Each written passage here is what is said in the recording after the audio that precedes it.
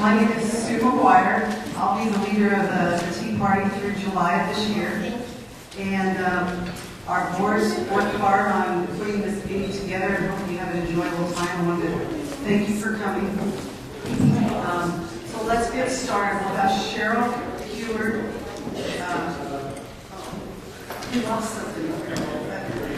Cheryl's going to lead us in a prayer, followed by flags.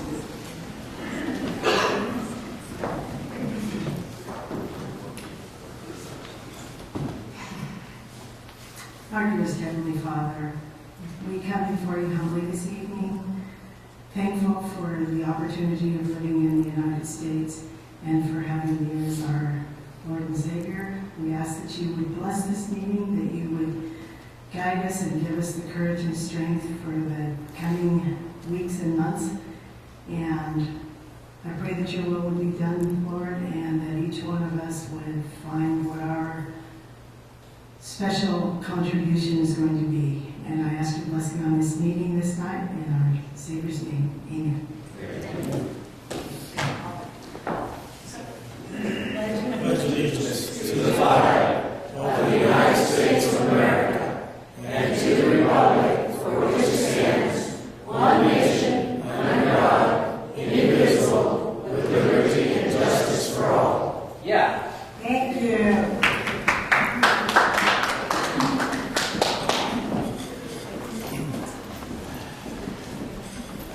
Is there anybody new here tonight? Any one of our meetings? Doesn't look like it. Yes.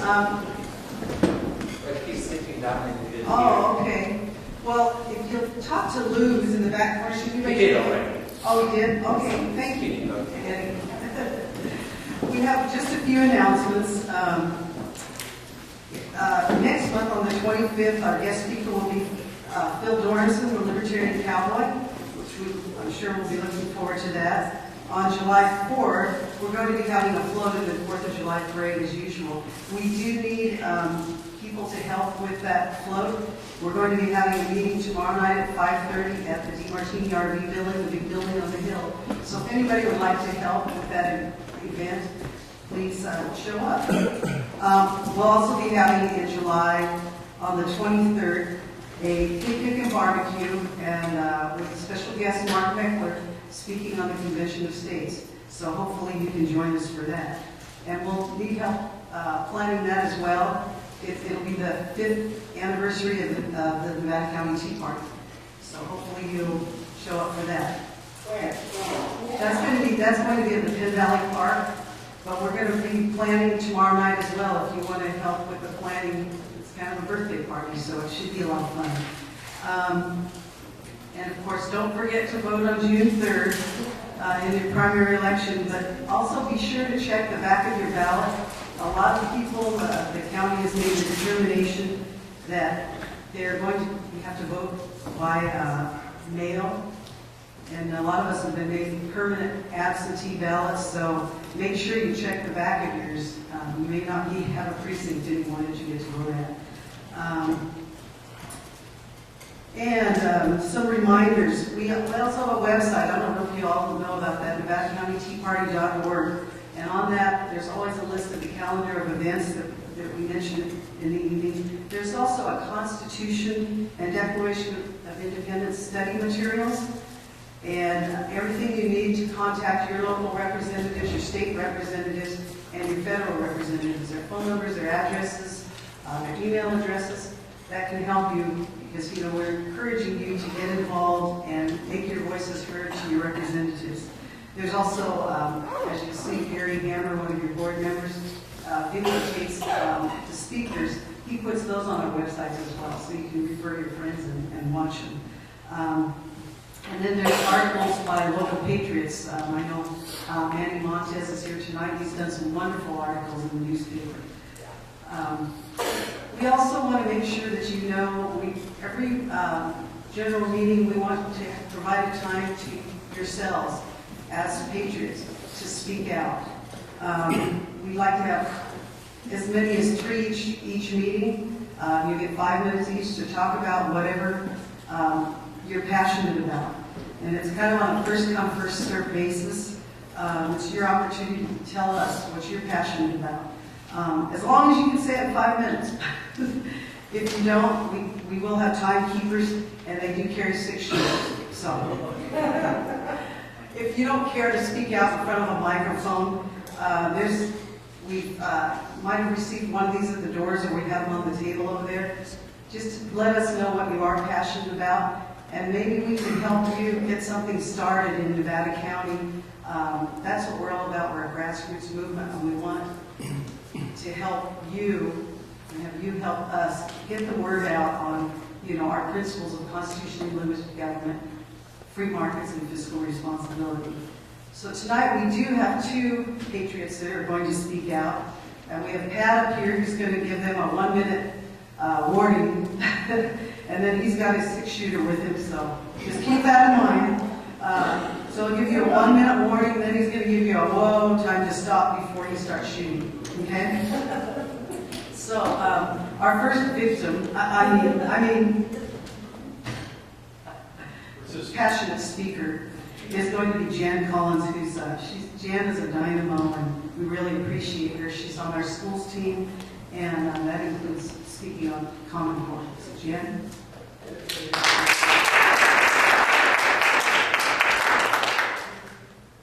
Did very many of you guys get to attend our town hall on the 29th? Yeah. Yes, thank you very much, Stan, for reminding me about pledging in allegiance. That was my most humiliating moment. So what I wanted to do tonight is to just tell you a little bit about how it went. We had a great turnout. It ended up being a 6-city tour. We had the 2nd largest attendance next to Escondido down in Southern California. They had 300, we had about 230 people. And out of that, 41 requested to be on our mailing list, and so that was awesome. 2 other groups in Yuba City have since contacted me about holding events of their own, and kind of how we did it, and who I might suggest for speakers other than myself, because like Adam, I have issues with public speaking. Gary has posted at least 2 of the videos that he did on YouTube, and I have the links to those written down here if any of you would like to have them. And I think there's going to be a 3rd one, right, Gary? Yes. 3rd video. Let's see. Okay. The other thing is I would like to thank everybody on the Tea Party for the amount of support that you guys provided me, mostly with the manual stuff. Appreciated donations too, and I would really like to encourage you guys, if you do have something you're passionate about, you should bring it to these guys. I mean, at first they told me, well, you just go ahead and do it if you want to do it. And I thought, well, they obviously are not going to help, so I'm going to do it. But once Judy and I got it rolling, these guys all pitched in and helped and supported me and referred me to people and talked to other people and helped us get underwriters, and it was amazing. And so don't be afraid of them, even if they kind of go, well, go for it. I say go for it, and they'll jump in. So that's my little speech on that. And then the other thing that we do is every year the Tea Party does what they call Adopt a School. I'm sure most of you know about it. We provide the schools with information on ways to celebrate the Constitution Week, which is September 27th through the 23rd. Primarily, we end up giving them pocket constitutions. And it's not hard work, it's mostly contacting the schools and delivering the constitutions to them. I've already sent out a first letter saying, hey, we're here again this year, and we're going to contact you in August. And we send a letter to every school superintendent, and then we try to contact them by phone to see how many constitutions or what other ways that we can help them. And we could use some volunteers, and I have it all very well organized now. And we divide it up by schools depending on the number of volunteers so that nobody is overwhelmed. So it's really not hard, and a lot of our people that were on the committee last year are going to be, you know, really involved with a lot of other things this year, so some extra hands would be greatly appreciated. And I think that's all. Is that it? I'm done.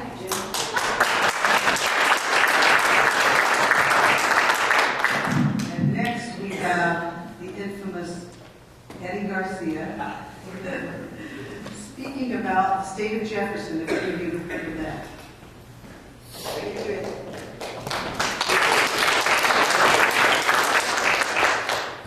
Good evening, fellow patriots. I would like to conduct a very informal survey. My first question to you is, are you happy with the representation you have in Sacramento for our county? Let's have a show of hands. Who's happy with it?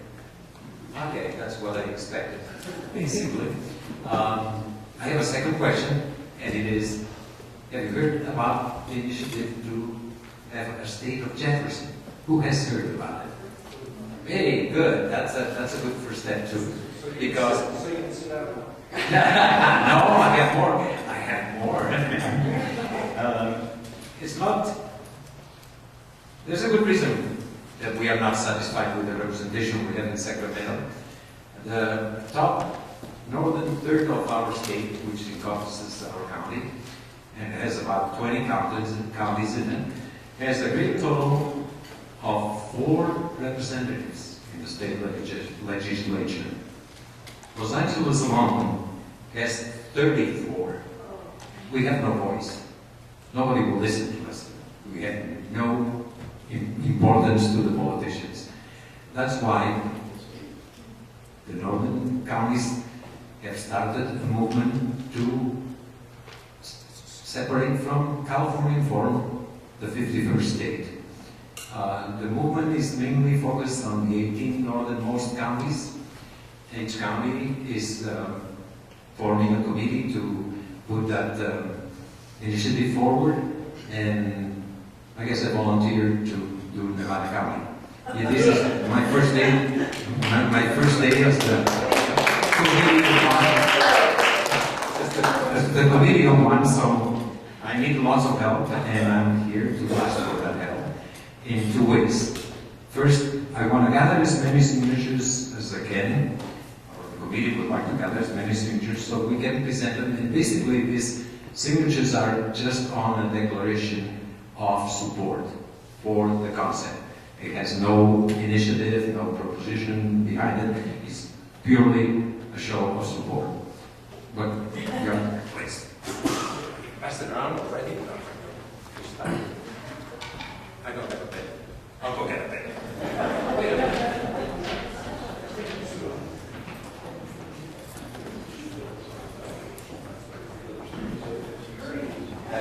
Eddie, Run, Eddie, run. Eddie, Yes. you have extra sheets? Yes, I do. That's the first thing I need help with. The second thing is that I need a committee. And so I would like to see some volunteers come and help with putting this whole initiative forward in our county. We're at the very beginning of it here. Other counties, 4 counties as a matter of fact, have already voted to separate from California. Moda, Siskiyou, our neighbor Yuba, and there's a 4th one I forgot. Not yet, not yet. 4 counties have voted. There's a number of counties, 2 counties are having their citizens vote on the concept on the June 3rd election. Del Norte, it's pronounced, I think, and another one. Blame my age, my memory's gone. I don't remember, but I have a graph there that shows it. Do you know, Irene? What is the process? The process So we is have to say, okay, or the Board of Supervisors has to pass a resolution saying that they want to separate from California, from the state of California. That's the first step. These 4 counties I mentioned have already done that. Their Board of Supervisors has voted to separate from the state of California. When enough counties have done it, then we have to go to the state legislature and get their approval. It's all based on, I think it's Article 4, Section 3 of the Constitution. There's a mechanism set up in the Constitution for doing that. Then once the state legislature, I cannot pronounce that one, legislature approves that petition, let's say, it has to be approved by Congress. Frankly, my feeling is the likelihood of that happening is very slim. However, there is an avenue after it has not been approved by Congress, which is to take it directly to the Supreme Court. And I feel that will be the route we'll end up having to follow in the end. However, we have to go through all the other steps before we can get to that step. So I'll be there with some handouts on the program and with signature sheets for volunteering to help me. And I'll appreciate everybody's help. Thank you. So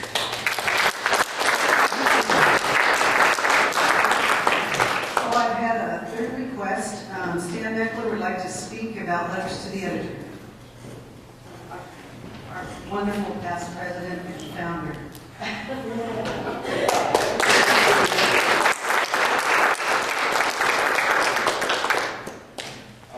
I hear people complaining all the time that their paper is left-leaning and that's all they see, and then I hear the left saying it's right-leaning and that's all they see, and I think that's good when we hear that. That means they're doing something right if they're pissing off everybody. Writing a letter to the editors in this community is probably one of the most powerful things you can do, because people actually read that section before they read the front page. That's our friends and neighbors that are writing, and we want to see what they have to say. So I encourage you all to write there. They will publish it. It just takes time. And if they don't, you give them a call and say, why isn't it being published? And you got to kick them sometimes, but they will do it. I've had that experience many times. One of the things that happened recently is there was a couple of letters to the editor with signatures of the people who happened to be on the editorial board of the union, and they're very left. So what I did is I complained about it. I got a letter, an email yesterday from the editor saying that will never happen again. They will be identified as being on the editorial board. So that gives you a feel of who actually is writing the letter and the power that they have. So we need to counter that wherever we can. I'm trying to get on that editorial board. I don't know if I got any success. But I believe they need some balance there. So I'm going to try to do that. But please, don't hesitate to write. It doesn't have to be long. It doesn't have to be beautiful. Just write what you feel in your heart and get it published. Whether it's about a candidate or a situation or just your feelings on anything that relates to the community or the Tea Party. Thanks much, folks.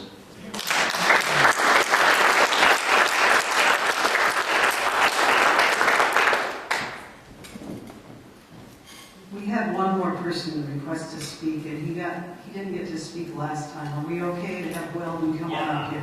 Yeah. Come on, Weldon.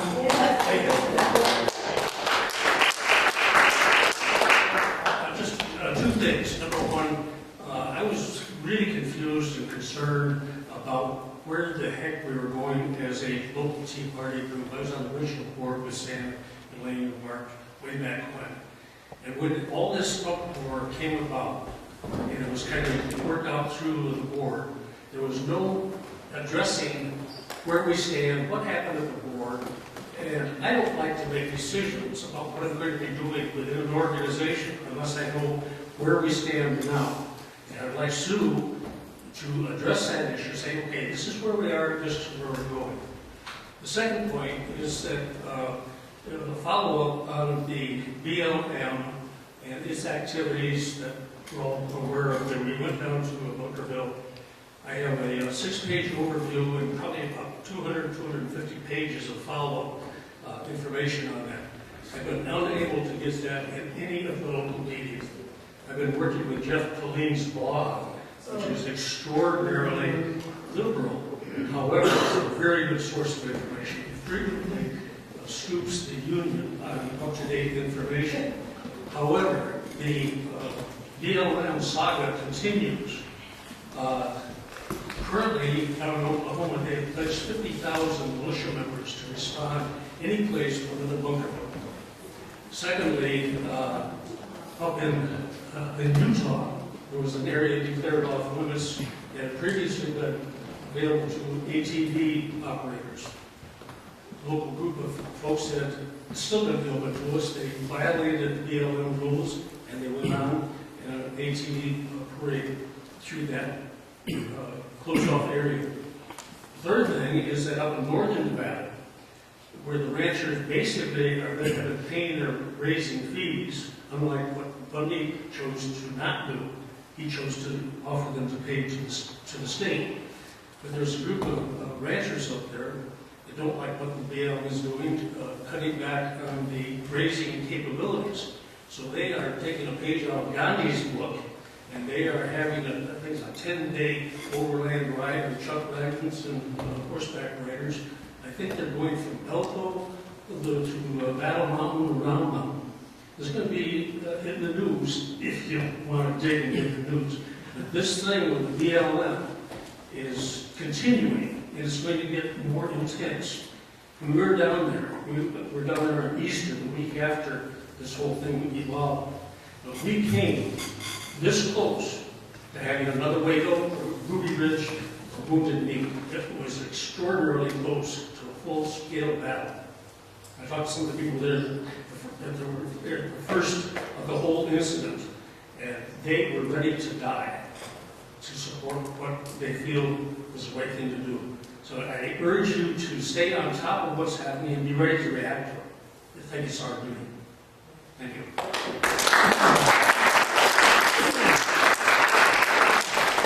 Thank you, Will. And I think that's what we have to recognize, and that's why we're here as a Tea Party, is it's the constitutionally limited government.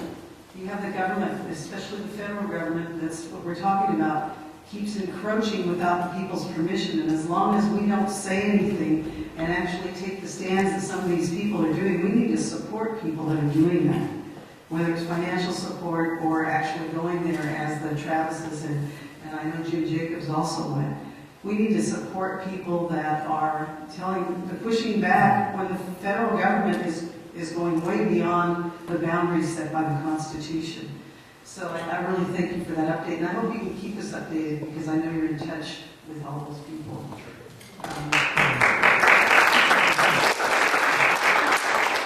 We have pass this around. It costs money for us to be here and to rent the premises, etc.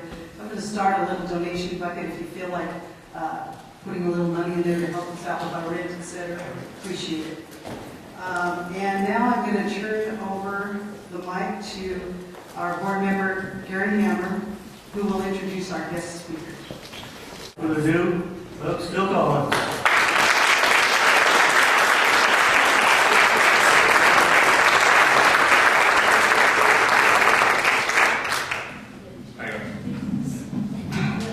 That's good. Thank you very much. That's awfully kind of you. That whole agreeing with Dad part is very important when it comes to the kids. Can I do that then? I do work for Salem Communications, and I know the station is hard to get up here. I don't know how many of you actually listen to Salem. I'm on in the morning till 9, and then Dennis Prager comes on, then it's Michael Medved and Hugh Hewitt. Any Prager fans in the room? Oh, yeah. Dennis is great. And actually, all those guys are great. They're quality talk show hosts. You probably know, if you listen at all, that Salem is a very conservative company. And they're not just conservative, they're very Republican. Which is why I was a little surprised that they hired me. When Eric Hogue was leaving to go to work over at William Jessup, there were a number of people they talked to about the job, and I hadn't been doing anything for a few years, and they said, would this interest you? And yeah, it would. So there were other people with their hat in the ring, and they ended up going with me, and I'm not a Republican. As Gary said, I'm a libertarian, and in fact, I'm not just a libertarian-minded guy, as my Salem colleague Michael Nedved would put it. I'm a big L libertarian. I'm actually registered. Hard to explain why. When I was 18, it just seemed like a good idea at the time. I've always been a libertarian. There was just something about that philosophy, the blessings of liberty, that spoke to me. And increasingly, like most libertarians, I voted Republican almost exclusively because I wanted to keep Democrats out of office. But, like most of you, increasingly, I've become disgusted with the Republican Party because it's just another big government conglomerate. It's a syndicate. And that's really all it's become anymore. I believe very strongly that when Abe Lincoln went to Gettysburg and he said 77 years ago, our fathers brought forth on this continent a new nation conceived in liberty. Those may have been the three most important words he ever spoke. Because without liberty, this nation would not exist. It's the reason we became the United States of America. And without liberty, we're not the United States of America. And we're something else. We may be the United States of America in name, but certainly not in spirit and not in content. Increasingly, we keep losing liberty. And the less liberty we have, the less American we are. And that's why I have to tell you that as a libertarian, it was exciting for me when the Tea Party movement arose. Because for the first time in my adult life, and I'm pushing 60 now, people in substantial numbers started standing for liberty and limited government. I mean, Ronald Reagan, bless his heart, there are many good reasons to admire Ronald Reagan. But when it came to limited government, Reagan talked a good game. Government's not the answer, it's the problem. But then he grew it substantially over his 8 years. And that was a disappointment. So I think the Tea Party might be the most important political movement we have seen in the last 30 years in this country. I laugh when we talk about, after this couple of elections that we had down south last week. Oh, Mitch McConnell won. Is the Tea Party done? It is amusing to me that people on the left and the media look at the Tea Party as if it is some centrally organized party.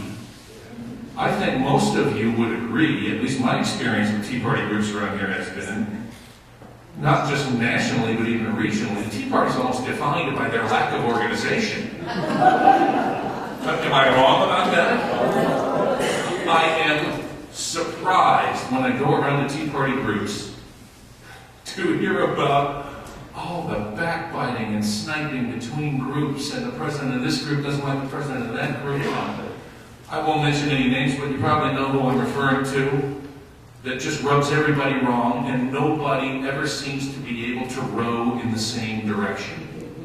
And I find that to be a shame. I think we need to set aside whatever values we don't share for the moment, for the good of the country, and focus on the ones that we do. In particular, our devotion to liberty and limited government. That is where all this starts. And the more we fight, the less we get done. And that's really the message I try and take to every Tea Party group I talk to is stop quibbling over penny stuff. We all ought to be in the same boat, and we're not all the time. I don't know how many of you paid attention to CPAC this year, the Conservative Political Action Conference. I'm sure some of you saw a lot of the highlights. I got to tell you, Ted Cruz lit the place up this year. And I think Ted Cruz lights up every room he goes into. I am a big fan of Senator Ted Cruz, and I know Raphael, his father, was here and spoke to this group. I had him on the show that morning. I think it was just great. But it's rare that I hear a politician say something that I thought was actually profound, and Ted said it that night, or that day that he was at CPAC. And I'm paraphrasing, but Cruz said the big divide politically in this country isn't left versus right. It's not Democrat and Republican. It is the entrenched political class versus the rest of us. And you know what? Ted Cruz was right about that. Government has changed, and it's not us anymore. People on the left want to tell you, oh, the government's us. It's not us. Not us in this room, I can tell you that much. And increasingly, the people that populate government are of a particular type. And this won't come as a newsflash, friends, but they ain't like you and me. Let's be honest. If you are an individualist who is devoted to individual liberty, you don't tend to go in much for government work. And the people that now work for government have become their own special interest group. And they want to protect what they have. And the sad truth is, when they say, oh, it's us, we elect these people. At the federal level, if we threw out every bum in Washington and replaced them with a whole new set of bums, what's it come to, 537 people? The federal government employs more than 2 million. And the rest of them are not accountable to you and I. They're unelected bureaucrats, and they exert more influence over our lives than most of us realize. And that's just the federal government, friends. There are millions more that work at the state and at the local level. And what they do that really tramples on our liberty is, and it's the main thrust of what I want to discuss tonight, is values. They want to force their values down our throats. And I don't think that's ever the role of government, to dictate to us what our values should be. Now, certainly, there are values that are fairly universal that we all share. You shouldn't kill people. You shouldn't steal from them either by force or by dishonesty. You shouldn't assault anybody. You don't harm people. I mean, there are a broad set of values that I think we all share. But what the political class is doing now is forcing values upon us that, my friends, are not that broadly shared. These people are making policy that I am convinced most of the citizenry is not down with. As an example, and they are fighting tooth and nail to make sure that it never ends up on the ballot as an initiative, the school bathroom bill, the LGBT group. What the hell is that? Honestly. And they don't want it on the ballot because they know if Californians go vote on that issue, it's going to get trounced. But that is a value, and the entire LGBT movement is being forced upon us by the political class. You know, every study I've ever seen regarding how many people in this culture self-identify as gay, and this is going back years, been pretty consistent. It's about 2%. Look at the influence they wield. This is their values being dictated to us, and government shouldn't dictate every value we have. I have a few more examples. Smoking. Government says you should not smoke cigarettes. In fact, we're going to make it illegal for you to smoke here and there and there and there. It's got to the point now where they don't want you smoking in your car, because especially if you have a kid in there, you can't do that. They don't even want you smoking in the car now because they're trying to make the case that smoke residue now is carcinogenic. The idea that secondhand smoke is killing people, friends, is a scientific lie, and it has been forever. The original study, and I believe it was conducted by the CDC in Atlanta, where they tried to make the case, and the original figure arose that secondhand smoke is killing 50,000 people a year in this country, is a con job. The original study, what they did is they went and they studied spontaneous lung cancer cases among non-smokers, and then they looked at whether or not they lived in a house with a smoker or not, and were exposed to secondhand smoke. What they found was the incidence of lung cancer was higher in non-smoking households. But that didn't suit their agenda. So they just ignored the study and extrapolated a number that says these people are getting lung cancer in smoking homes, we're killing 50,000 people a year, and the media ran with it. Because if you want to smoke, you're not a threat to anyone but yourself.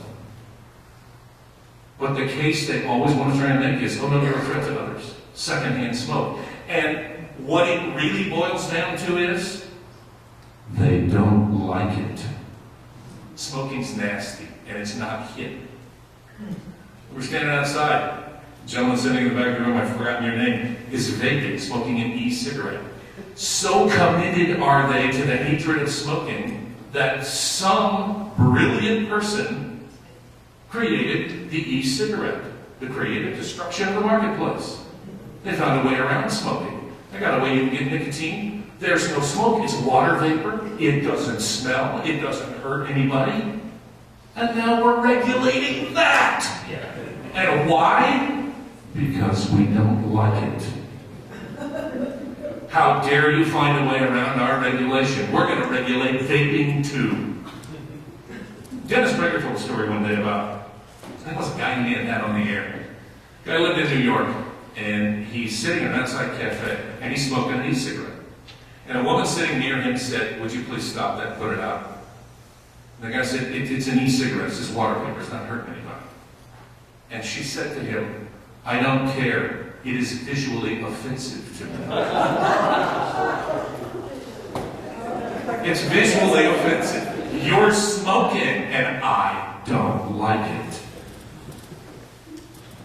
So, the political class forces their values on us when it comes to cigarettes. They also force it on us when it comes to diet and fitness. You should eat better, and you should exercise. Well, yeah, maybe I should. I certainly should. Let's make no mistake about it. But I'm not a threat to anybody but myself. And you know what? If I'm happy, what the hell is that to the political class? And it goes beyond, Michelle Obama and her program to get kids to eat healthy. It's not just encouraging them or endorsing a program that says eat better and get more exercise. They're legally regulating what schools can serve in cafeterias. They are forcing the healthy value on us all because it's hip and it's cool.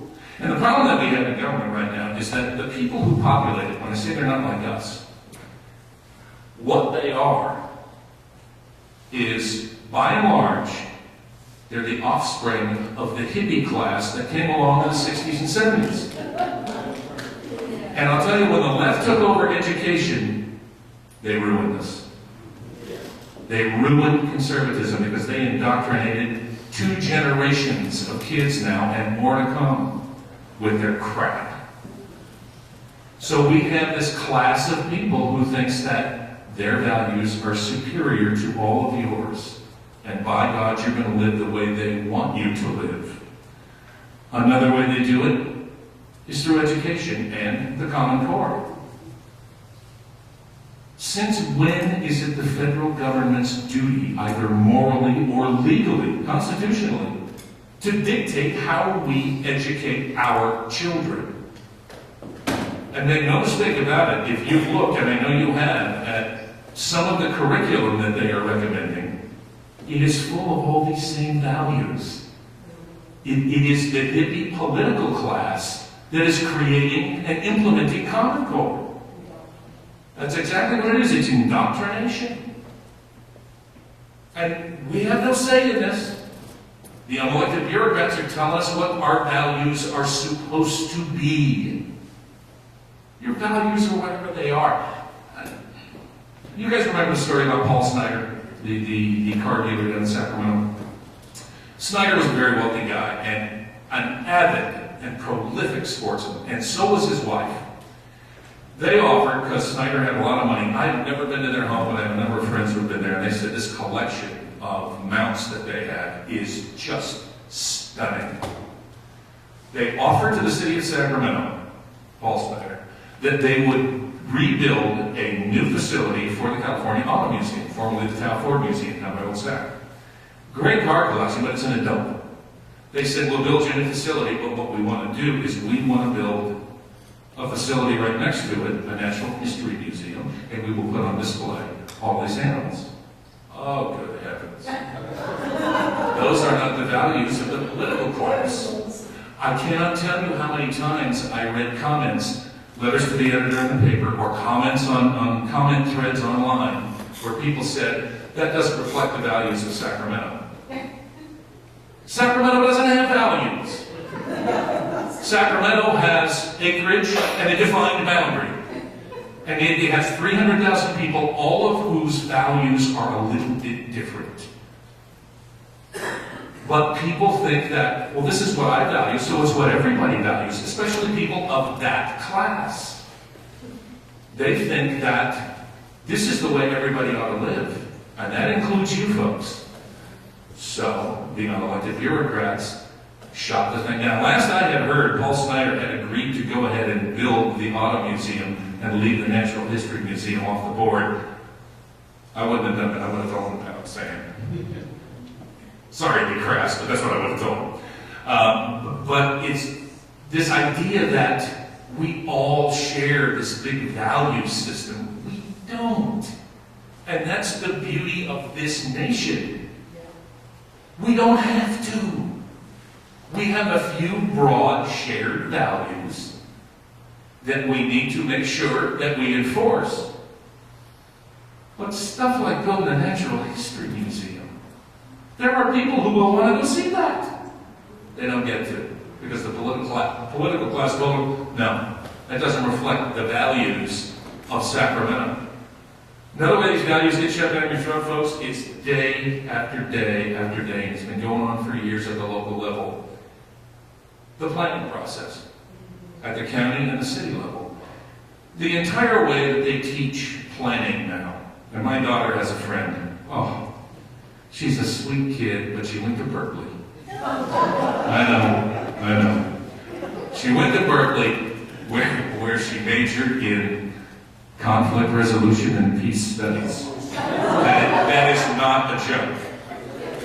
She graduated, and now she is getting her master's in urban planning. And you know what? Urban planning these days amounts to nothing more than these people who think they're playing a game of Sin City on the computer. We're going to create a community that is ideal. In whose eyes? In their eyes.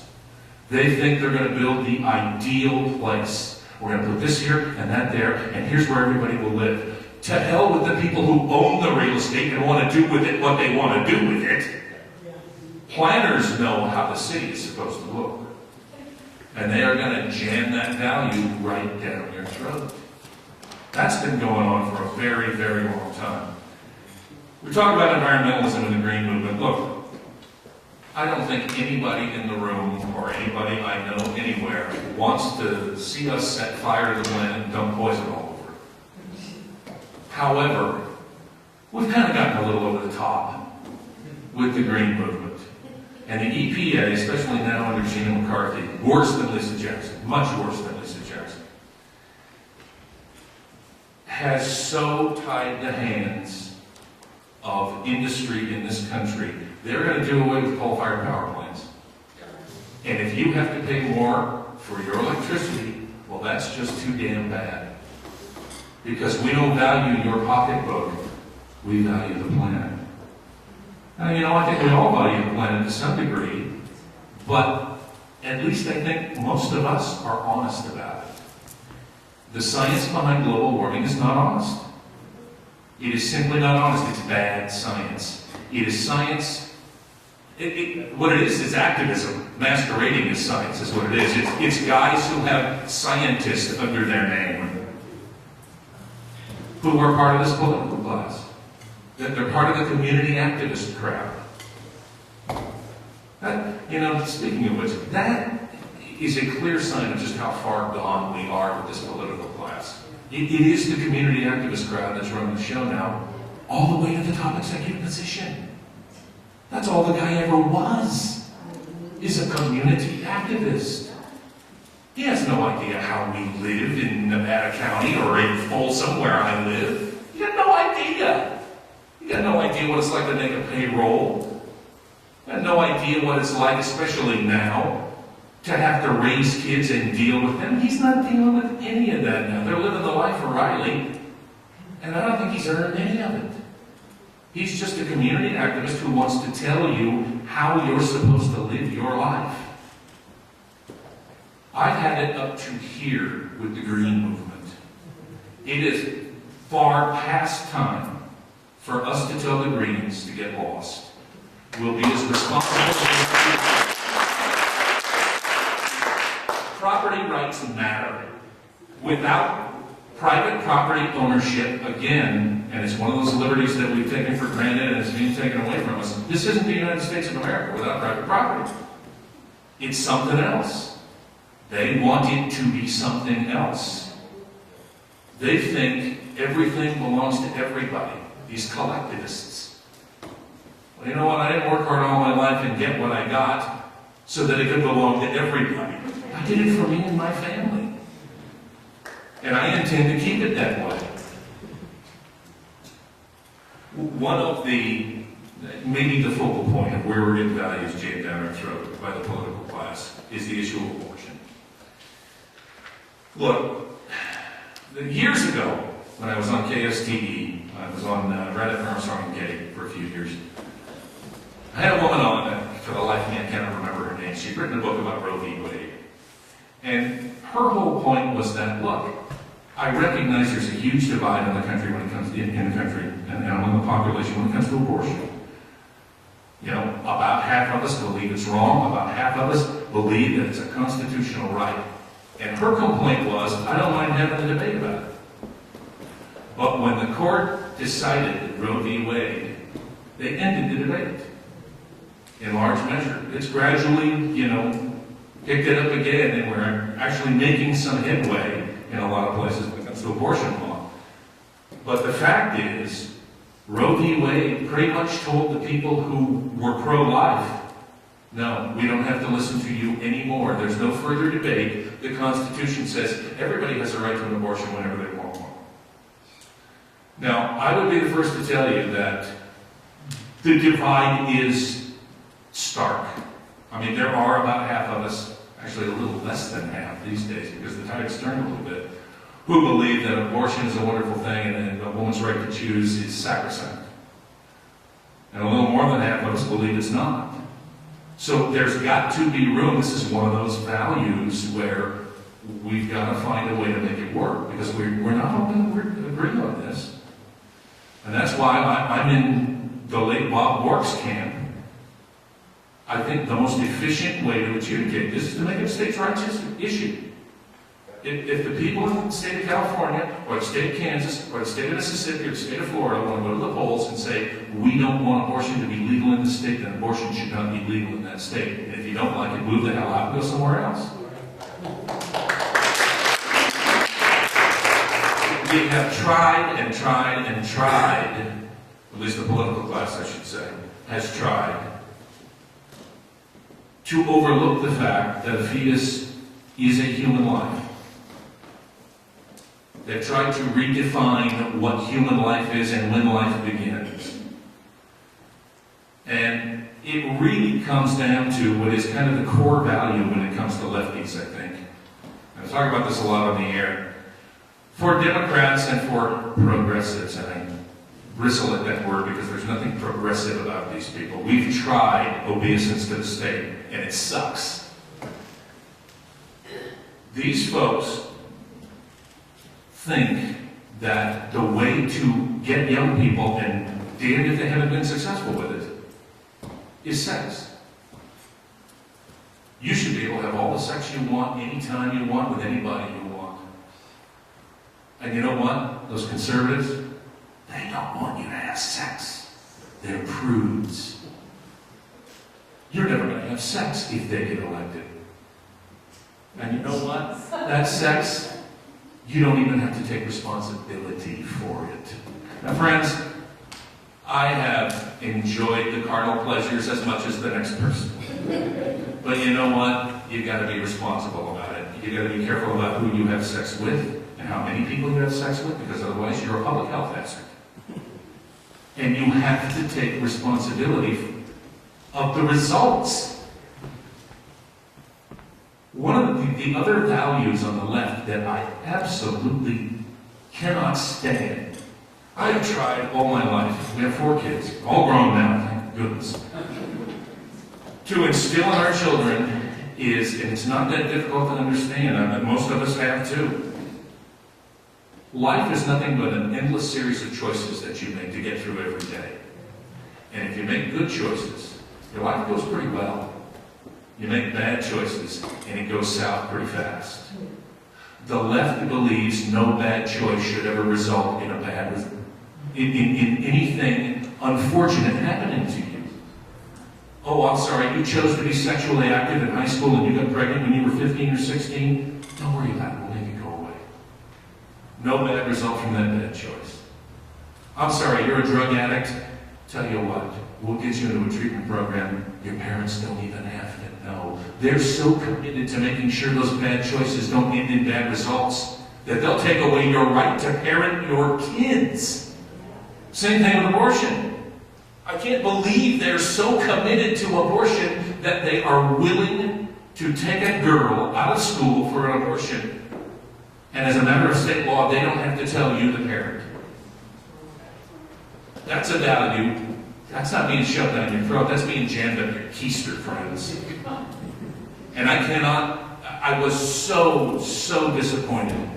Gosh, was it 2006 when it was on the ballot again here in California? And the voters of the state shot it down. They were okay with the state taking our kids out of school for abortions. Not everybody. Well, not everybody, but a majority of the people who went to the polls, and they're folks in LA, folks in San Francisco. It's the coastal folks. Speaking of which, just as an aside, I've long thought the way to divide this state isn't north and south, it's east and west. Coastal communities, let the hippies keep to themselves. The flower children can stay on the beach. Leave the rest of us be.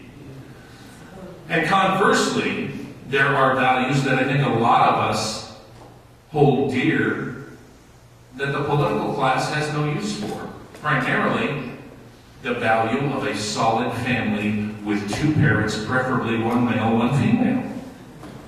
They don't promote that. Who's promoting that in government right now? Nobody. The libertarians for the longest time, and it's one of the reasons I really don't have much to do with the party.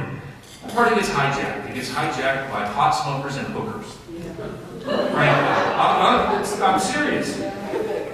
Every convention they have gets taken over by people whose biggest issue in life is legalize marijuana and legalize prostitution.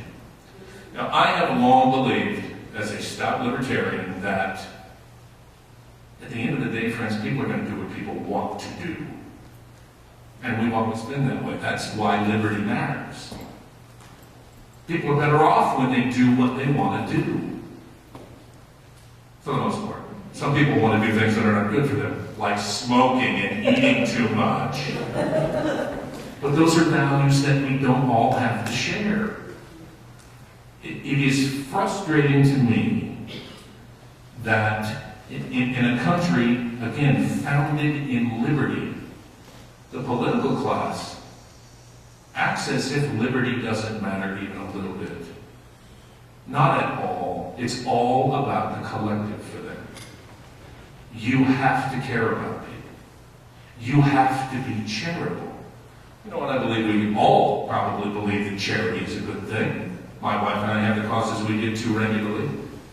But I'm trying to, it may have been Walter Russell Mead writing recently over at the New American. Said something that resonated with me. He said, here's the thing about charity. A willing act of charity between individuals ennobles the giver. Makes you feel good about the fact that you've helped somebody. But the other thing it does is it creates a sense of responsibility in the recipient.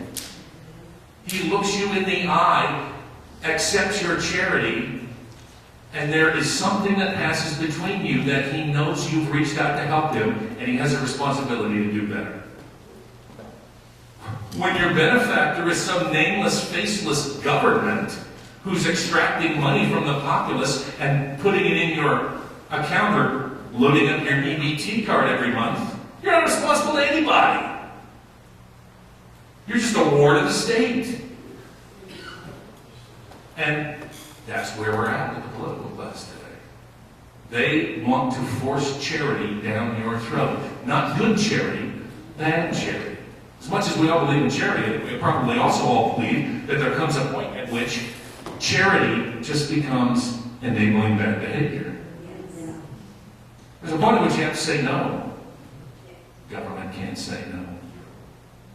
They can't. If they say no, those people won't support them anymore. Because what those people value is your money. And the government's going to keep giving it to them just as long as they can. One of the reasons that I think the Tea Party is so important is because, as I said, I think it's maybe the most monumental political movement of the last 30 years. And what I wish would happen is libertarians who, for whatever reason, libertarians seem put off by Tea Parties. And I don't get it. I really don't get it. You've got this willing audience of people who value liberty like we do. Let's embrace everybody and let's fight for the cause of liberty. Whatever values we don't share, set them aside. You know, the pot smokers, let them do what they want to do. You know,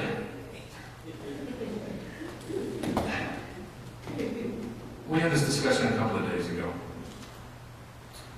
on the air. My producer, Diane, asked me, well, how do you personally feel about legalization of marijuana? I said, Diane, doesn't matter to me. My life is not affected by it or changed whether they keep it illegal or whether they make it legal.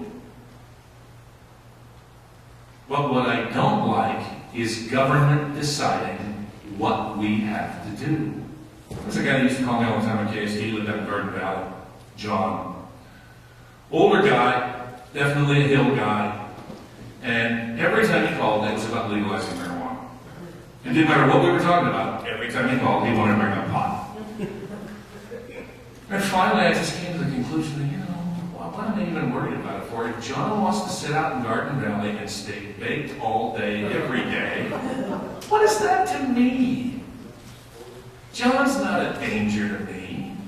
If he's on the public dole, you know what? That's a different issue. There are plenty of people out there, I have known some, and I bet you've known some, who can manage the use of marijuana and still lead a productive life. Like they can with alcohol. There's plenty who can't. But I doubt very seriously, if it got made legal, that the state of California is going to implode. Is it going to get any worse than it is now? I don't think so. You know, I had the same issue with gambling. People ruin their lives with gambling. We've got casinos all over the state now. Anybody notice a big difference? I don't. Although, you know, we don't allow gambling in sports in the state because we're protecting the sports gaming in Nevada. It's the only gaming left in Nevada that we do protect. If you go to Australia, and I've been several times, I've got friends there, and my wife and I were just there about a month ago. They have, on just about every street corner and strip center out there, if there's a pub or a tavern of some kind, they have a tab there. TAB is an acronym, I don't even know what it stands for. But you can go in there and sit down and drink a pint, and it's like off-track betting. There are football games on, rugby games, soccer games, horse races. You can sit there and bet on sports and have a pint almost anywhere. That culture is not in decline because of it. People need to be allowed to do what they want to do.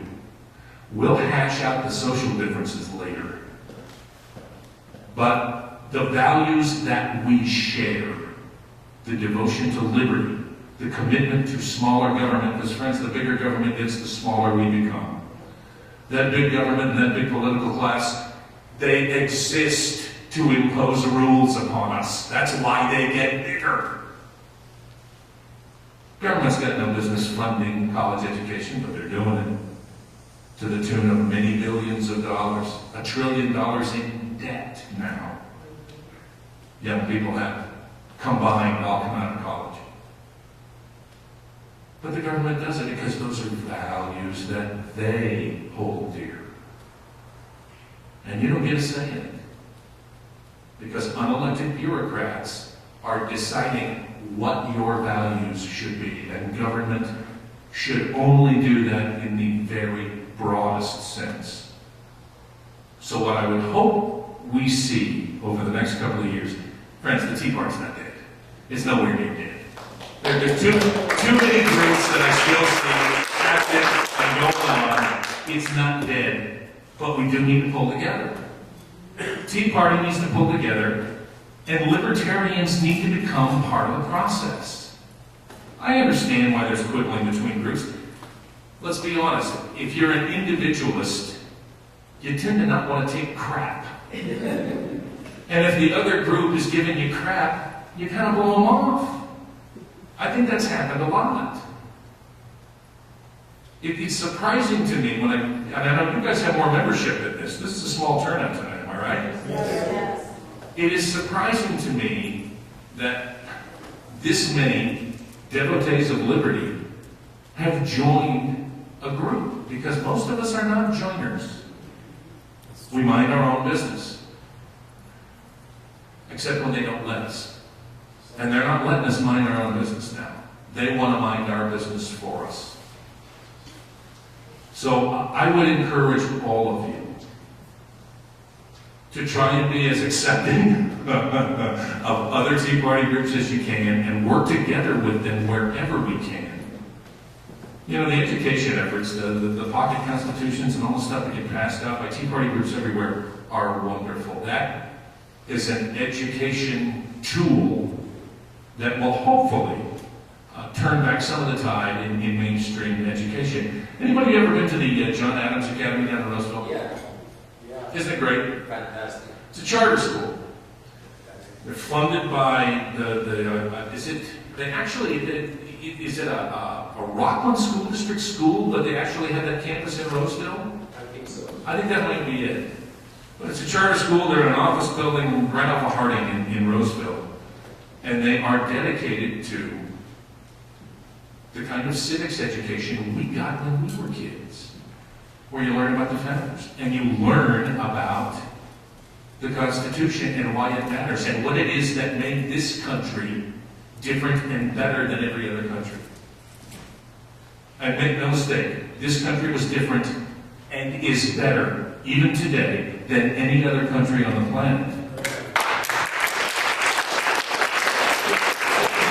And the exceptionalism of America, as much as our president may not believe in it, was liberty. It was our devotion to individual freedom that made us unique and made us different. Now we're losing it. We're turning into just another European social democracy. And I don't know about you, that ain't where I want to spend my twilight years. Is living in a European social democracy. If it was, I'd move there. And I'm not about to. So whatever you do, do not stay home next Tuesday. Please. Tom, your congressman up here? No, not anymore. Dr. Cowen. Really? Yeah. It's split now. It is strictly. He has trouble with Clinton. They moved the line. Did he runs east of here now? Oh, he has the eastern end of the county. The turn. Oh, okay.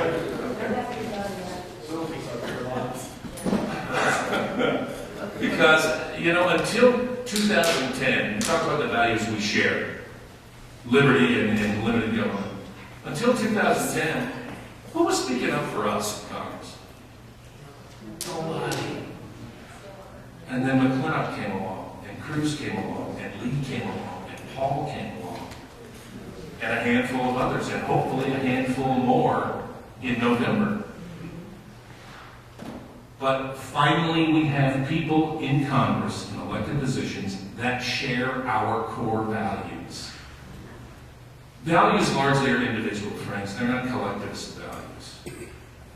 The hippie commune fantasy is just that. It's a fantasy.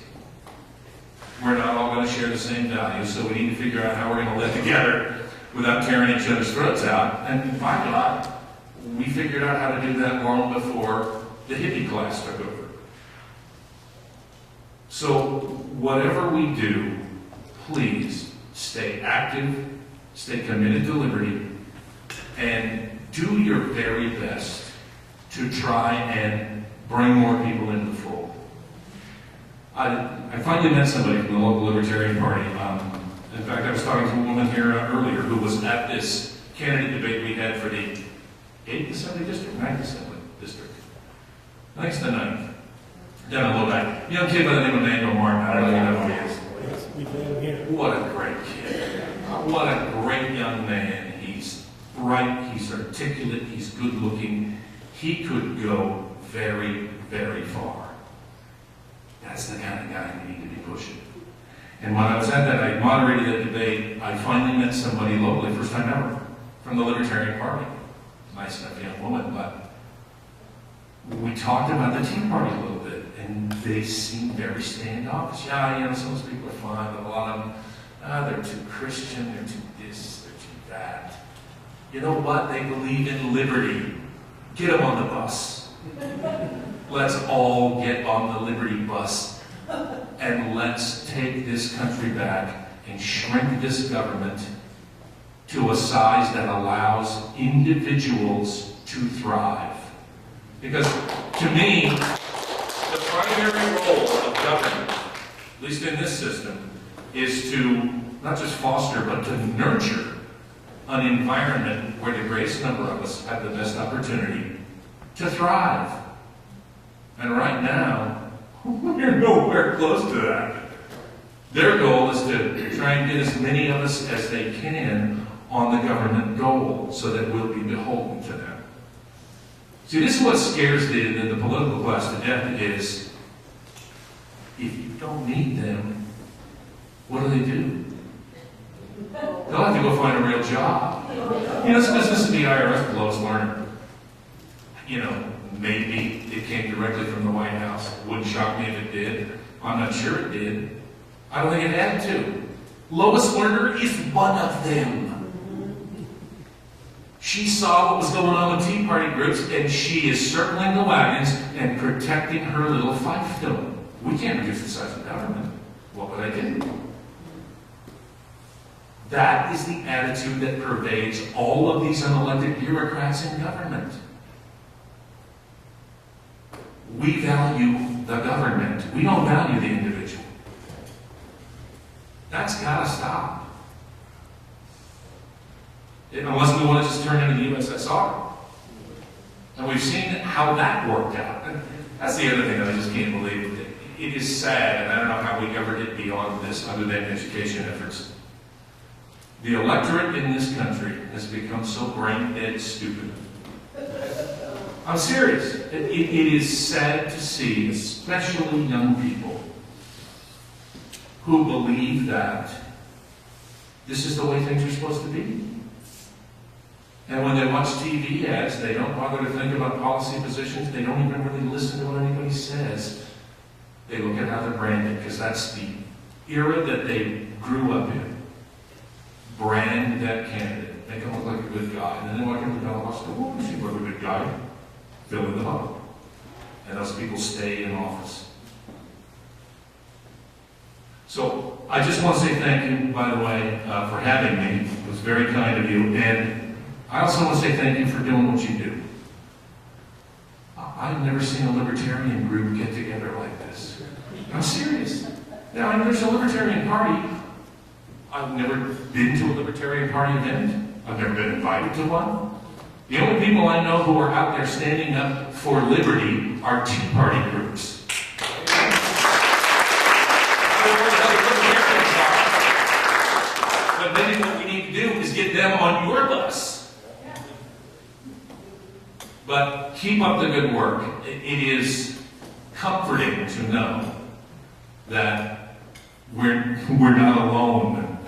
Those of us who believe that liberty matters more than collectivism. There are a lot of us who feel this way.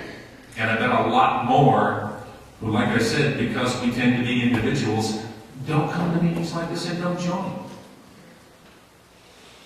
We got to make sure that we let those people know that we understand them.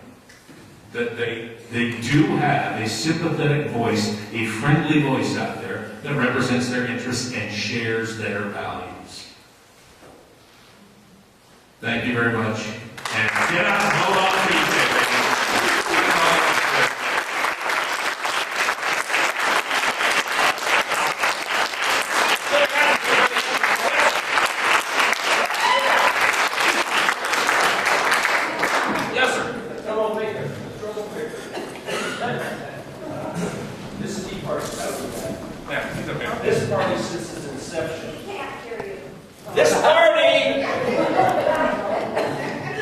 This party, since its inception, has reached out to all the Tea Parties that we can reach to, and they have all responded very well to us and we to them.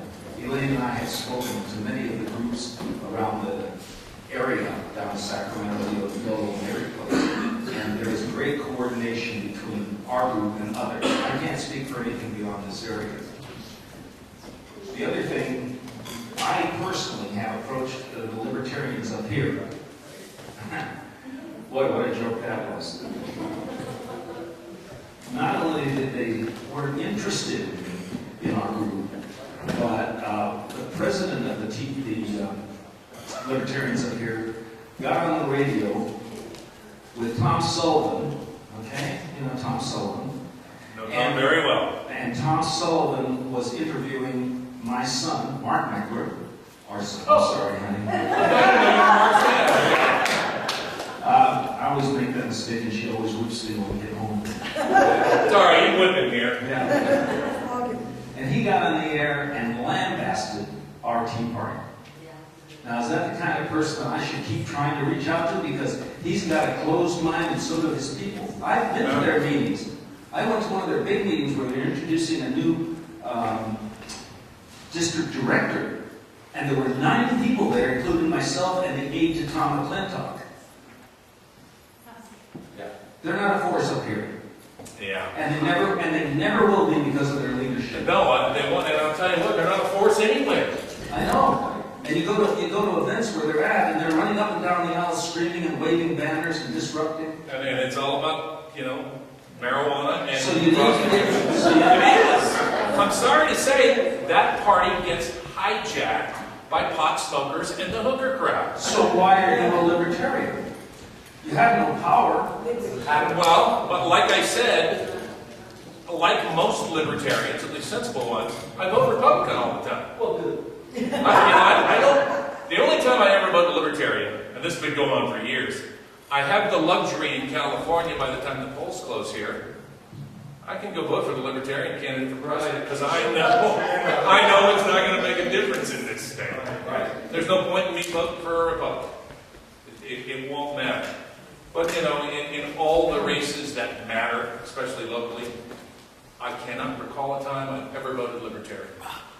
And I'll tell you, the other thing that they've done is they have tarnished some good people that have come along. Gary Johnson, former governor of New Mexico, who was their presidential candidate last time out, I got to tell you, I think Gary Johnson would have been a pretty good chief executive.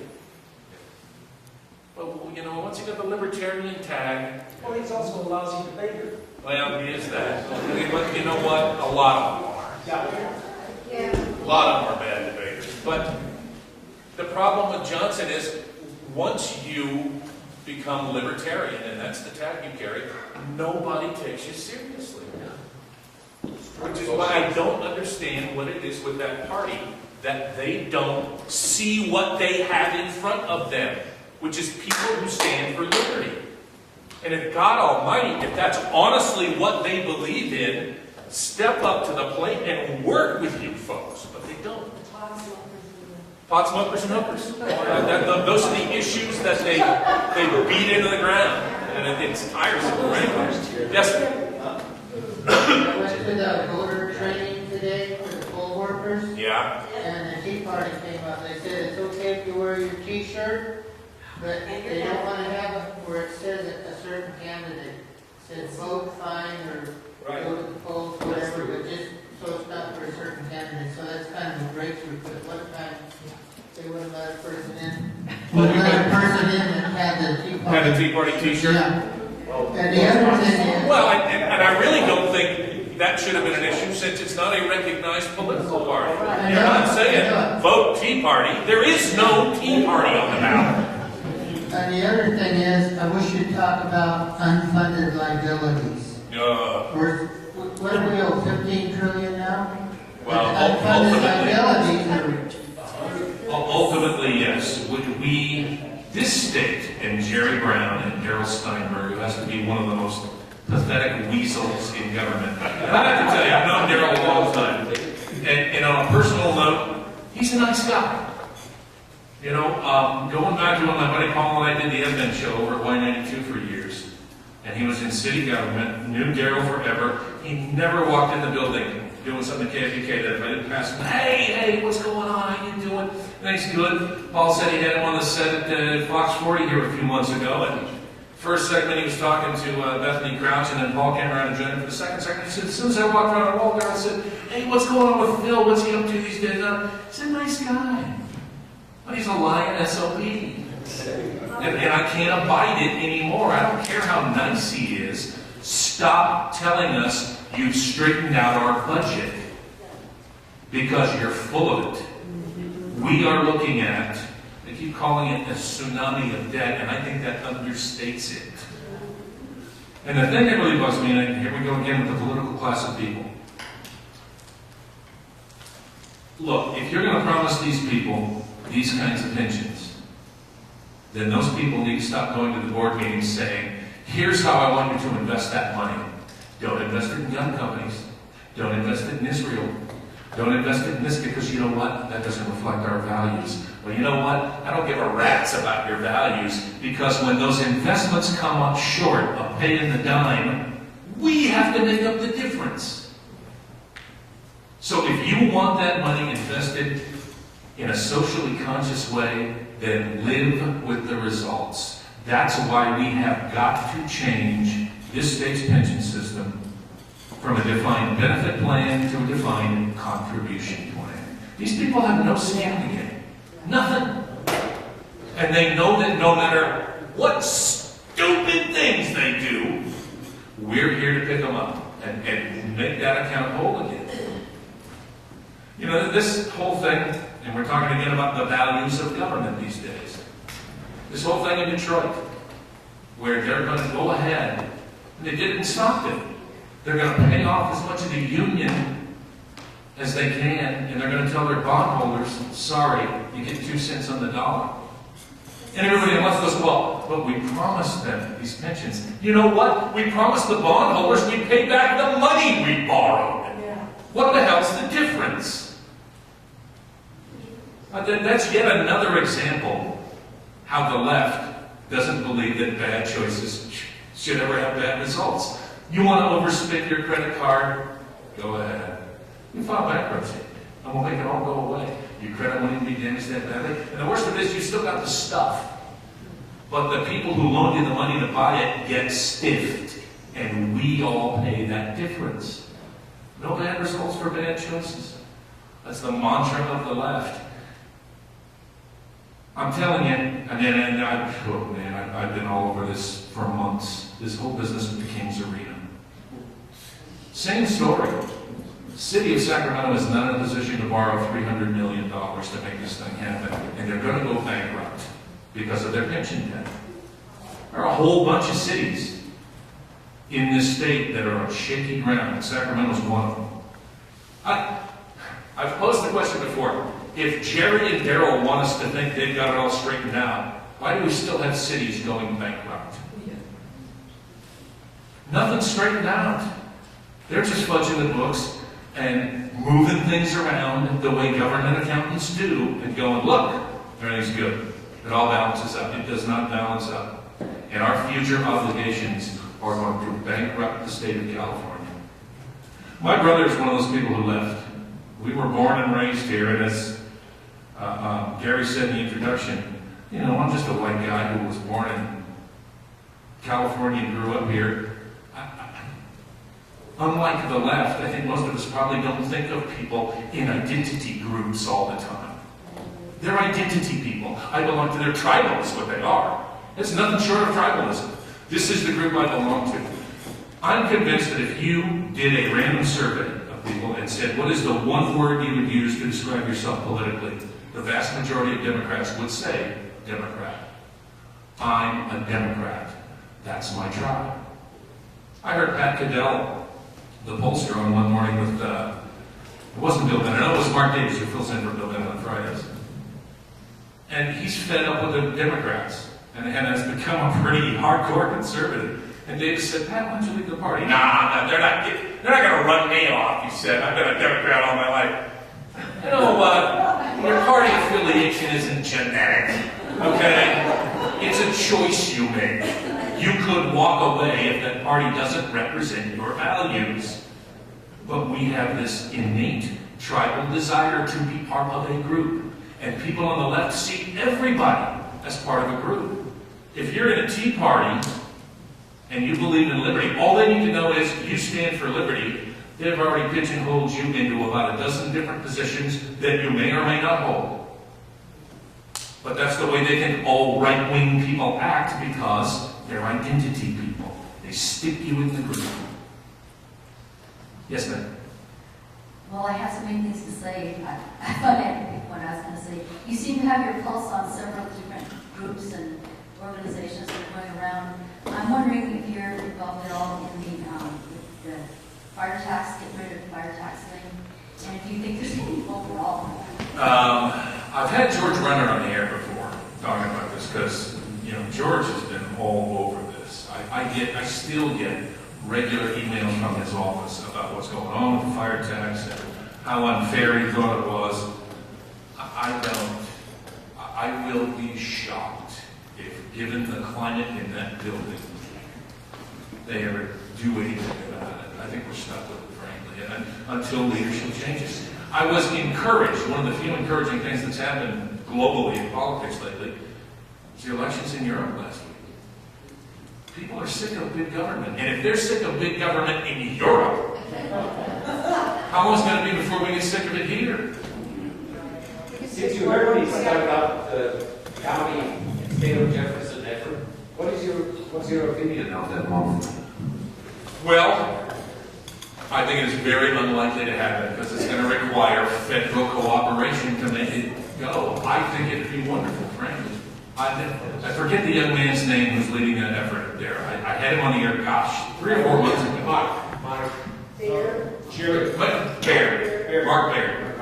I had Baird on the air a few months ago when this thing first came up and talked to him about it, and I think it's really exciting. But I think the political class is going to sweep it under the rug and hope it never again sees the light of day. But I absolutely understand why people in rural counties want out.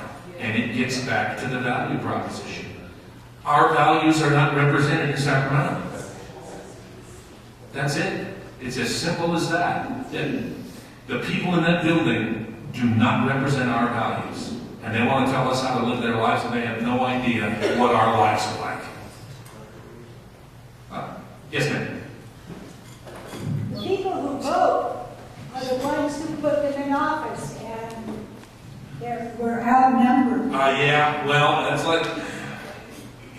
why I said the most distressing thing, and I don't know how we ever get beyond this, is I think most of the electorate here is just as dumb as a brick. I mean, for God's sake, the state of California, how many times now have we elected Barbara Boxer? 4? Is it 5 now? If you said hello to her, she'd be stuck for an answer. I'm sorry, that's one of the dimmest bulbs in Congress. And Nancy Pelosi is not much brighter. And Patty Murray in Washington is another one.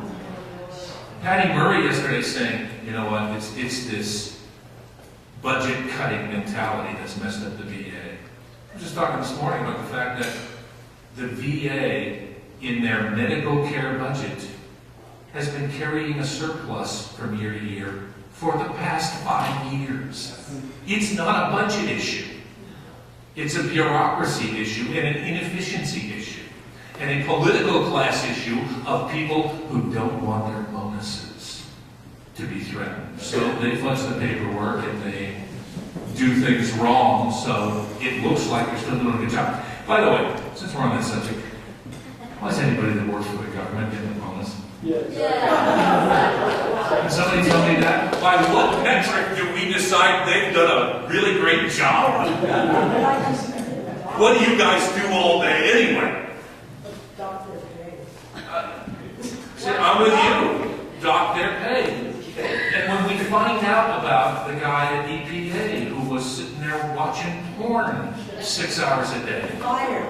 No, he's not fired, and that's what slays me. I mean, he should be fired. Of course he He's still should. a jail, maybe, too. But that's the mentality of these people is, well, he's one of our union brothers. We can't get rid of him. We have one more question. Yes, ma'am. Bill, it's good to see you. It's you look taller than you did on the radio. But you know, for years, I come out from behind this podium where you can also see I'm fatter. you know, for years I listened to you and Paul, and Well, thank you guys were the day you went off. It was so I was so surprised. Like I turned it on, and where'd they go? And we grieved, and because like some of the talk show hosts are out there now, you guys were refreshing. You were spontaneous a lot of times, but you're also truthful, and that's what we appreciate with you tonight. Is I kind of wonder why we don't write you in for governor of California. I'll tell you a quick story. When I got laid off at KSTE, the whole thing with Paul and I, and a lot of people speculated, gosh, that they were falling out sometime, and we didn't. We're still good friends. We get together once a month for lunch. And in fact, what we do now is, since I went back to work, I sit there in the morning and during the breaks, I have him on in the corner with the sound off, so if anything breaks, I know there's big news, and we text each other during our breaks. I'll just say, hey, that's a really great looking tie you have on. So, I mean, we're still good buddies. We always have been. I was just fried with getting up at, 3 a.m. And I really enjoyed doing the talk show we were doing on KSTE, so we sort of agreed I do the talk show and you keep doing the morning show. One of the things that I really enjoyed about working with him was we always took the position that we wanted, a lot of morning shows are really juvenile. And it's not to say we couldn't be juvenile at times and silly, but we never ever wanted to do a show that we wouldn't want our kids to hear. That was a time when we had kids going to school back and forth every day. It was almost 19, 18 and a half. And if everybody ever told me I had a gig for 18 years at the same radio station, I would have said you were crazy. But it was really a family values thing more than anything else. We just really valued our wives and our kids and didn't ever want them to be embarrassed. Well, thank you. I appreciate that.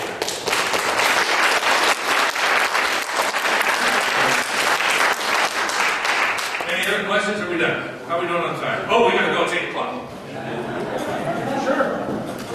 So if anyone has a few more questions, you can hang around and fill. And I wanted to thank all the volunteers here. If you filled out any of those forms, would you make sure you